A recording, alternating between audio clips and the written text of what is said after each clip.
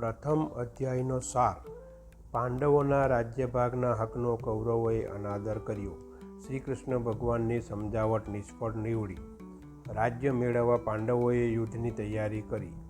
કુરુક્ષેત્રના મેદાનમાં બંને પક્ષના સૈન્યો યુદ્ધ માટે તૈયાર થઈ સામસામે આવી ઊભા.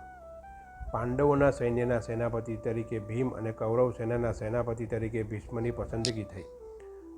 શ્રી કૃષ્ણ અર્જુનના રથમાં સારથી થયા. અર્જુને શ્રી કૃષ્ણ પાસે પોતાનો રથ બંને સૈન્યની વચ્ચે ખડો કરાવ્યો. અર્જુને બંને પક્ષના મહારથીઓનું નિરીક્ષણ કર્યું. અર્જુને જોયું કે યુદ્ધમાં સામસામે આવી ઊભેલા મહારથીઓમાં પિતામહો, આચાર્યો, બંધુઓ, પુત્રો, પૌત્રો, સસરા, શાળા અને એકબીજાના અનેક સંબંધીઓ છે. આ જોઈ અર્જુન વિચારમાં પડ્યો, આ બધાનો નાશ કરી જીતને અંતે શું મળશે?